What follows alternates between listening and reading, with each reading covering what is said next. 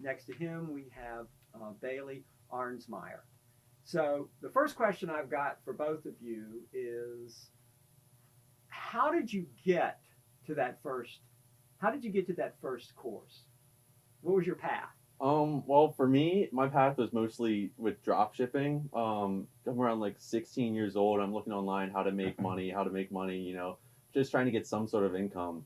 I come across this thing called drop shipping. I look into it more and more, and then I just developed this sense of like, wow, I actually own this company. I'm running the marketing for it. I'm running the products for it. I'm looking through, picking out what products I need, and I just got more and more in depth with it. So then I started researching, how I can further my career that way. And throughout my college career and or college fairs and everything, I started searching, asking different universities to see if they have some. Not a lot of universities had the entrepreneurship degree, and just so happens that Shippensburg happened to be the college that had it. So I ended up, looking at this place and worked out pretty well. Good. Yeah, I mean, sort of the same kind of thing for me. Like, I'm younger, I'm trying to make money on my own, so I start. There's nothing wrong with that. No, not at all. But listen, we're capitalists here. Oh, okay? exactly right. So, I mean, I just started out, printing flyers, taking them around my neighborhood, saying, "I'll cut your grass for $15." Just finding any way I could to make some money on my own. My sister went to Shippensburg, and she told me about this program specifically. So I came to the open houses, talked to you a few times in the rec center, and here we are. That's great. Well, okay, so you go through the first 2 years here at Ship, and you can't take any entrepreneurship courses. Do you think that's a bad thing? Do you think we should put like another course in there, like maybe a baby course? I think maybe one would be cool, but I do like the fact that you get a whole taste of all types of business. You got marketing, finance, accounting, so it's cool to get that under your belt. But I think including an entrepreneurship class a little earlier in your start to college would be a good thing. I gotta say, I mean, what was the question again? It's about should we have a little baby entrepreneurship course? Going through the first 2 years, I mean, given not getting a taste of any sort of entrepreneurship, it sort of leads to the question of, what am I here for? I'm going through these accounting classes 2 to 3 times before I get to one major class, and maybe something, just like in the near future of just like a taste of entrepreneurship, so then keeps the mindset still on track, would be appreciated. But when I came to the new product and design class, it honestly was just a breath of fresh air, because I remember walking in class, sitting down, and just thinking to myself, this is what you prepared yourself to get to. This is the classroom that you wanted to sit down into. So, up to that point, it was more or less just get these classes done, get the grades that you need, and then when you finally get into the classroom, I was like, this is where I want to be. Well, let me ask you this. I always send out my syllabi really early. Yeah. That's yeah. That's a Oh, trademark. That's true. That's a trademark Mark said move there. You know what I mean? And it sometimes I get people dropping the course. Yeah, Really? I've had people drop the course because they get the syllabus in like I send them out in May for August. And they'll freak out and they'll say, "Oh, I don't know what." That was my first immediate thought. I get the syllabus as soon as I finish my last semester, and I'm just freaking out because I'm just thinking, okay, finally get done with all my schoolwork. I finally get to enjoy a little bit of the summer, and then all of a sudden, Shelly over here just sends over his syllabus, and I'm just thinking to myself, I got to worry about the next semester already. I don't want you to have a wasted summer. I want you to be able to read that discovery book. Yeah, good point. So anyway, so you guys start the course and everything in the first day. Now, when we start the course, everybody comes in with their ideas and everything, as you guys know. You went through the process, and we put them all up on the board, and then you get to vote where you go and things like that. So, did you feel like that was the way to do it, or did you feel like I should just break everybody into groups? I like that way just because the way we found my group was honestly just all throughout that way. Coming in here, I only knew really Hunter Bolts, our other partner. So I knew I was hopefully going to pair up with him just because it was a familiar face. But, come voting on the groups and everything, and once we finally get the group down and, I'm able to choose the product that I want to try to design, it sort of brings the people together. And, I think it sort of resonates with them that you're able to get a product that you actually have some passion on, you actually want to create. I mean... No, yeah, I agree. I like that you took all the ideas coming out of the summer That from all was the a wild students. day. Oh, I was yeah. like putting everything up I on the know. board. No, but it was Everybody's like, I want my idea. exactly. I know. I came in the class with like 4 to 5 ideas written down on like a note card. So I'm coming in there so nervous, just like, oh no, he's probably just gonna take this and like grade us off all of our ideas that we have right here, right now. And I'm just. Well, what do you think we went too slow at first? Because I had somebody come up to me going, "We're going too slow," and I was like, I mean, coming into the class, I was itching to, get a product and start developing it. But leading up, like all the assignments leading up to it, they all make sense now. The marketing plans, all that kind of stuff. Yeah. So at first, maybe it feels a little slow, but in the end, you realize that all the work you did before was, it had a purpose. Right.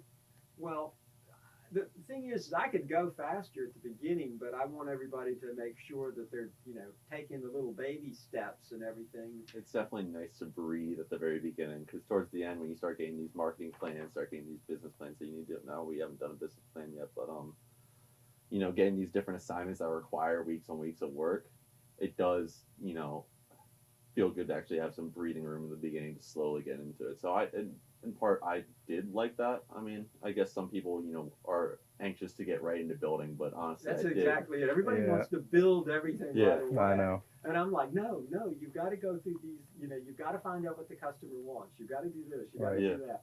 And they're like, I want to build it. And I'm going, you don't even know if it's going to have the benefits that the customer wants. Exactly.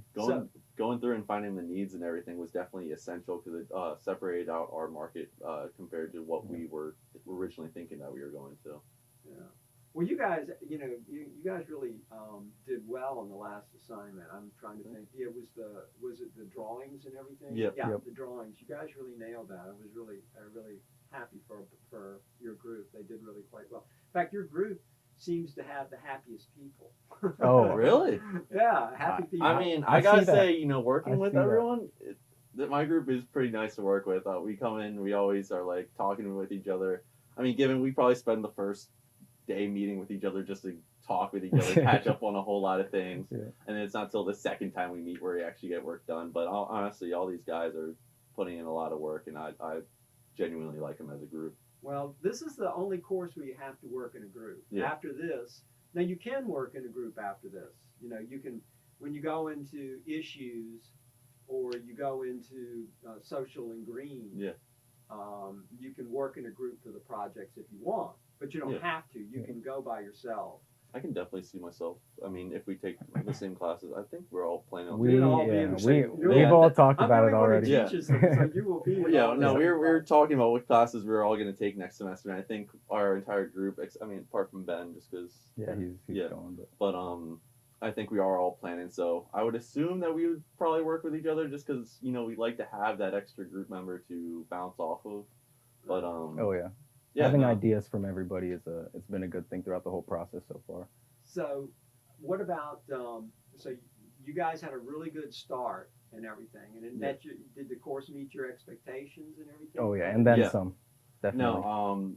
No, I had the entire plan of going in to create a product, to which, going into it, I didn't know what exactly to expect, because I knew that, like, with the entrepreneurship capstone, it's around, like, creating a product and all that, so I was like, okay, we're already creating a product, I wonder what we're going to be doing for the capstone necessarily.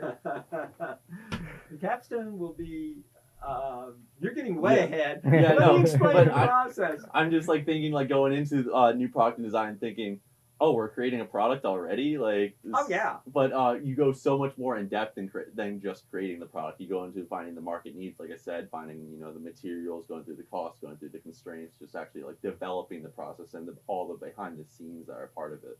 Yeah. Well, like, next semester, you guys are going to be taking issues. Now, issues is a totally different course. It's much more lecture and case focused. Yeah. And it's going to be marketing. It's on 3 subjects. It's marketing, because you got to know a whole lot more marketing, and then entrepreneurial finance and cash flow accounting, which are those 2 everybody hates, but you got to have them. And then, green and social is it's going to be, well, the good thing about issues is you get to create a lifestyle business. So this one, you created a product. Right. Now the next one, you're going to have to create a lifestyle business. I like that. It's like a different area. Yeah. Well, it goes like this. You create a lifestyle business in issues, and then in small business, it's a small business. Yeah. And in the capstone, It's a high net worth, high growth business that you can sell in 5 years for $55 million. Yeah. So it goes up. Oh, yeah. Now everybody likes the lifestyle because what do all men? If you could own a business and not have to worry about money, what kind of business would you launch? Well, for me, it would be something around either hockey, and owning a rink, and or doing something with the gym, just because those are my two like. All guys want to. There's three main businesses. Bailey, you want to answer this one? What would you do? I mean, I've always been into commercial real estate. That's the kind of business. I don't think I'm on the same guy. page. You really are in money, aren't you? Good on you. Oh yeah. Well, the three. If you ask guys, not necessarily entrepreneurship major guys, but all guys, the three businesses they'd like to own are: one, a sports bar; two, a strip club; and three, a gym. Okay. And then what they all really want is a gym, sports bar, strip club combined. Wow. That would the trifecta. Quite the idea there. They want those three. That would be a place to go. That would be so. You would not believe how many gyms, sports bars. They don't do strip clubs because I won't let them. I won't let anybody do that. Understandable. But I get so many gyms.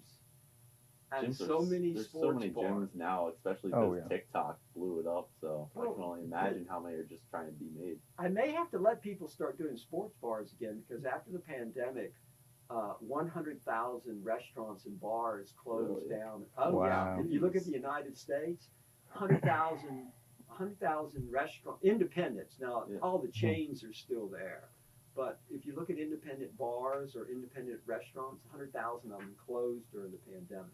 That's crazy. So that's true fact. That's some numbers that definitely leave some vacancy to fill up. There's some opportunity there. There's a lot of empty places.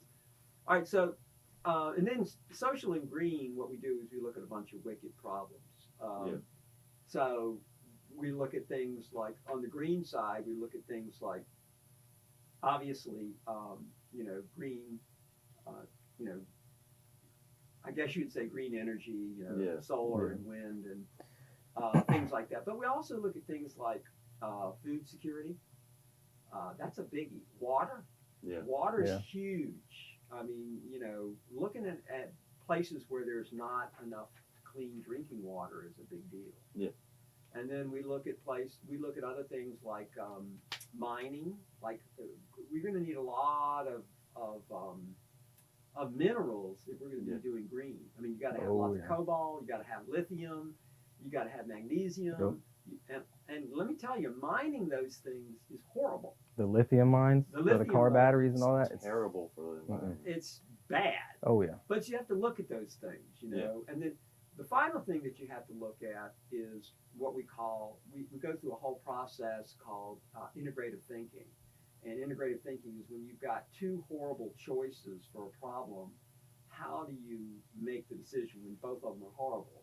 And it's a thing where you try to look at both of them and combine some of the things on both of them and come up with a third way, which has got some positive aspects of both of them and not as many negatives.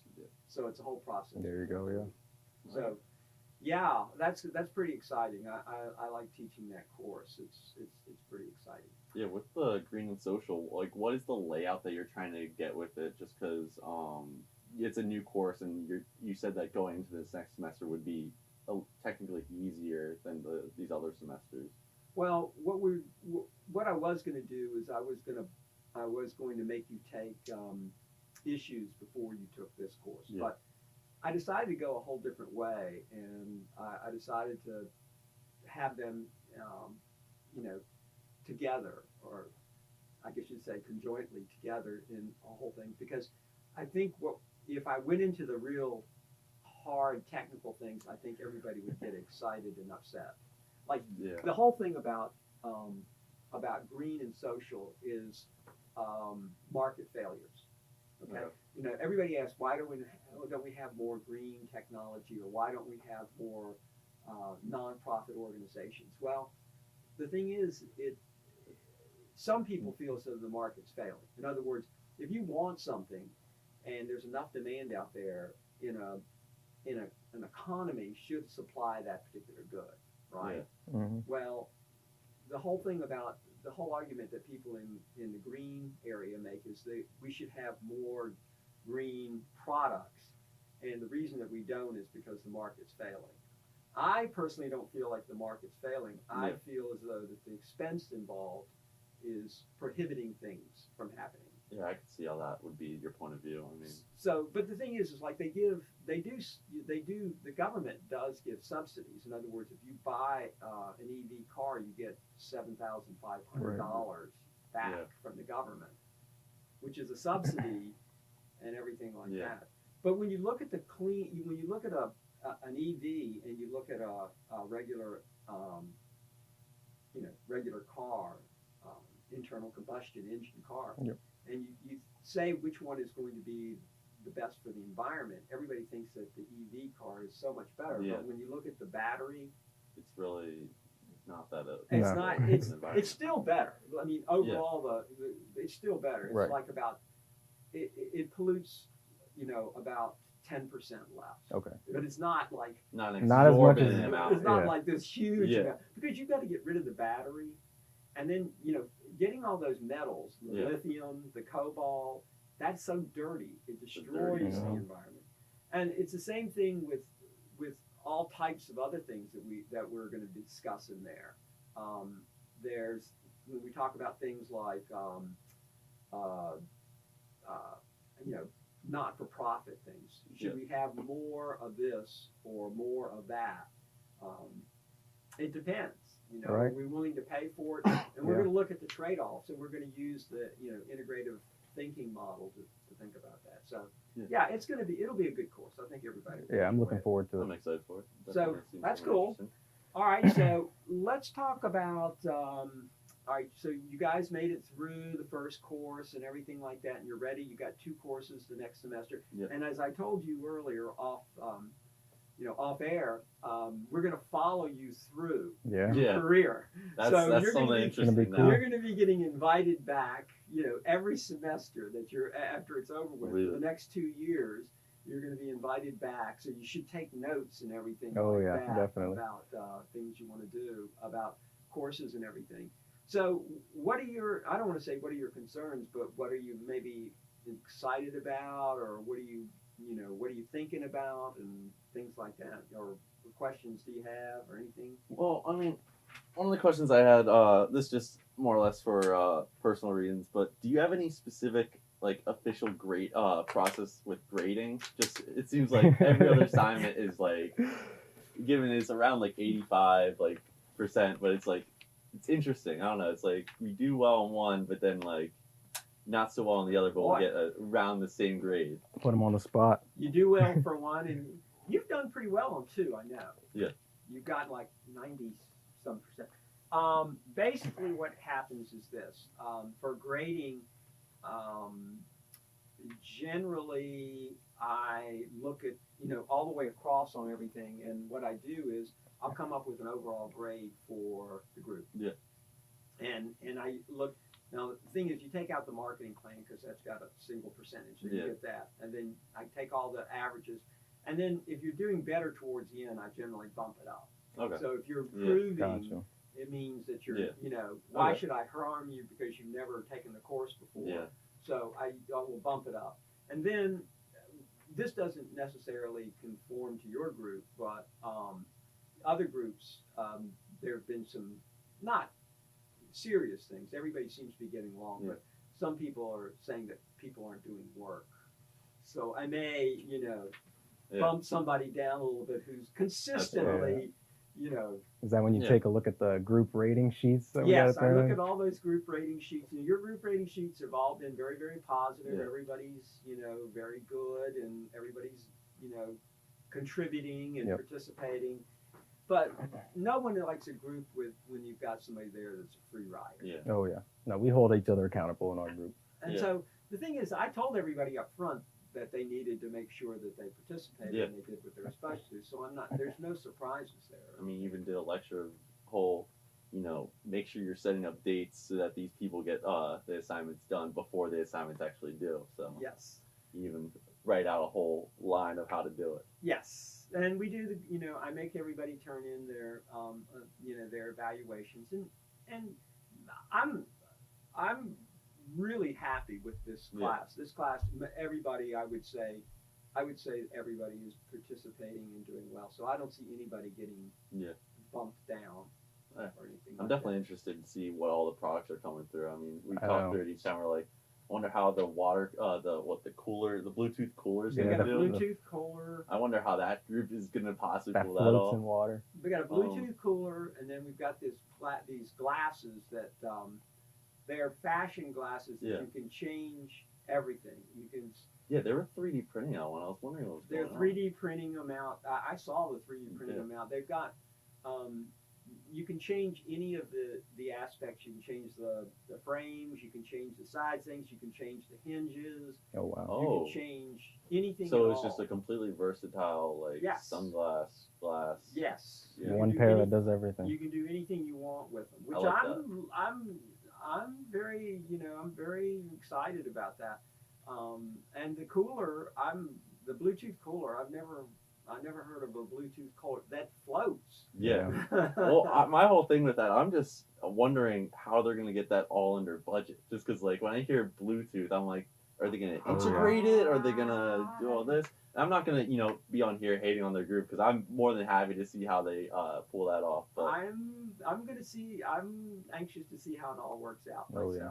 But we'll see in 2 weeks. There's one thing I just like to see all these other group projects and see how they took the process on their side of it and how they went through with it. Well, I'm excited for both of you. You've done remarkably well in the first class, your group, and both of you personally have done remarkably well. And Thank you. I'm thrilled that you're part of the program and everything like that. So is there anything that you'd like to say about the program, about good or bad? I mean, don't all, let's be transparent and everything here. Is there anything we could improve or do better? We've only taken one class, really. We're just getting started, but based off of just how this one went, I'm really looking forward to taking all the rest of the courses and seeing how it goes. Yeah. I mean, knowing how this class went, how you have different styles for all the different classes, like you said, how issues is mostly just lectured. Yeah. I'm interested to see how that's going to play out, just because, this format was a lot more, hands-on, a lot more, get down to the details about your personal product and figure out your demographic, figure out your market and everything. So I'm more or less just interested to see, what are the other styles that we could go into in terms of creating a product or service. Well, the other two are going to be, like I say, are going to be much more lecture focused. Yeah. Right. Like this one, you got out every other day. So I know. That was a good feeling, right? Yeah, that was definitely. There are no missing so you classes. jumped down to one class, and I was like, okay. No, there's no good. one class. It's one class, but it's 3 hours. Yeah. That's one thing, and then the other thing is more cases. Yeah. That's what Ben was saying. He took, I don't even know what class he took. Corporate, I think it is. He took corporate. Yeah. He was telling us all the time, he's like, you're going to need to do cases, you're going to need to do business plans, you're just going to do it more all. Business, like, great. More business plans, more cases in the other classes and everything like that.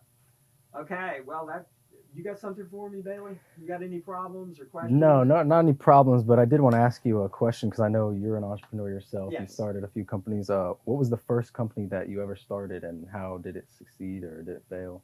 No, it succeeded spectacularly. Let me just say this: I spent 19 years in the corporate world. So when I got out of college in the early 70s, everybody was supposed to work for a big company. There were none of these entrepreneurs. There was no jobs. There was no. You go work for a degree, and then you go. Here's my degree. Yeah, here's my degree. I'm going to stay in the corporate world for the rest of my life. And so I worked for a very large corporation, and I stayed there for almost 19 years, and I was successful. I mean, I made it up to executive vice president and everything, but I was not happy camper. Because I was too entrepreneurial. I wasn't trying to do You didn't want to be encapsulated in this position. I just was. You were killing me in this corporate thing, and there was no innovation at all. It was just they were good companies. I'm not saying anything bad about the company. So I left and started a business, and once again, I was fortunate. I started in the early 1990s when you could have been the stupidest person in the world and made money. A lot of things were just developing at the point. Well, the internet had just kicked off. Although the internet had been around since 1973, but the commercial aspects of the internet, the government allowed it out of the box in like 1989, and so all these commercial things were coming out. And so what I had was I had my own company, Marset Research, and we did high tech research. So we did internet, we did telecommunications, we did biotech. Oh, very cool. And we did all that sort of stuff, and we were really successful. I had two great partners, and it was good. It was really, really good. So I did that for the 1990s. But like I said, I had great partners. I had the economic times were perfect. Like your economic time is going to be like in 4 or 5 years. Yeah. Gotcha. It's going to take a while for all this stuff to. There's a lot of things that need to settle down. Oh, they'll settle down, and once they settle down, we're going to be reshoring all of our supply chains here in the United States, because anything this pandemic has taught us, it's that having these supply chains out there in China and everything, where they may be very efficient, but they can snap. Yeah. And once they snap, everything everything comes to a halt. Oof. Yeah. I mean, we ran out of chips. We ran out of razor blades. We ran out of toilet paper. We ran out of hospital masks. It was a mess. It was a mess. We ran out of everything. So what's going to happen for your generation? There's two big things that are going to happen for your generation. They're going to make your generation in the late 2020s and probably into 2030s really go is, first of all of our major manufacturing is going to come back and reshore here in the United States. Or some of it may move to Mexico, but it's going to be here in North America. And the second thing is with all these baby boomers like me retiring, there's going to be a tremendous deficit of workers. So this year, there's 400,000 more people retiring than people eligible for jobs. Oh, wow. 400,000, and it's going to go all the way up to 900,000 with all these baby boomers retiring. So there's going to be this huge deficit of labor here in the United States. So your salaries, are coming out of this. I see everything going on. I'm like, I think we might be timing this pretty well just to get out of here and be put into a position just because they need workers. They need work. They're going to need all types of workers, and the thing is, if you're an entrepreneur, it's even going to be better. Yeah. It's even going to be better because there's all types of things that you guys. I mean, you don't have to start a mining. We're going to be mining magnesium. We're going to be mining lithium. You don't need to have $100 billion or $100 million, not billions. Everybody talks about so much money these days. Okay, you don't need. It's only going to increase more and more. The way inflation is going, it may be a billion. The thing is, you're not going to need $100 million to do a lithium mine. You might be the entrepreneur that supplies the uniforms. Yeah. Or, it's all just about finding the tiny details that you need for the big operation. Yeah, you can find these little areas, and you know that it's coming. And like I said, there's going to be escalating salaries for the next decade. There's going to be tremendous labor inflation. Tremendous labor inflation. I mean, let me give you an example. I know this young man who's a college student. He's my next door neighbor. His family's here. He's a really good kid. I mean, he's a really nice young man. And he applied for a job at Amazon. Yeah. He got it because he passed the drug test and he's a smart kid. And so they started him off at $21 an hour. And he said he only wanted to work 2 days. And they said, well, can you work 4 days? He said, no, I only want to work 2 days. And they said, well, can you work 3 days? And he said, no, I only want to work 2 days. Only 2. He knows what he wants. So then he said they finally gave him 2 days. So he goes in, and he's very nice, smart kid. And so he goes and he says, we want you to work in hazardous materials. And he goes, well, I don't know anything about it. He said, yeah, but you're very smart. You can read the books and everything. So we read all the books and found out what to do. They put him in one of these full, mat suits and everything with to work on this hazardous materials. And he was doing great. But then he thought, well, do I really want to be working around all these harsh chemicals? He said, I don't want to do that anymore. I'll just go back to the floor and walk around and pick things. So he said, oh, please, you're doing so good. And he said, no, I don't want to do it. And they kept on pressuring him. And he said, no. And so he quit. The next day, he went down to Target. He got $23. There you go. Wages are increasing. Yeah. He got $2 more an hour, and all he wanted was a job that he, walked around the warehouse and picked products and put them in a bin. Yeah. So I mean, and they're hurting for people. They're hurting for people. All these places are hurting for people. So you guys, I guarantee you. Like I joke with everybody, if anybody would take it, I would trade places with anybody. If I could be you, you can be me. You can have all the money and everything, but you have to be, in your 8th decade of life. I'll take your student loans. I'll take your crummy roommates. I'll take your horrible girlfriend or boyfriend. I'll take your crummy car. I'll take everything that you got if I can trade places with you. No, I believe it. So you guys are going to be golden. It's going to be golden for you.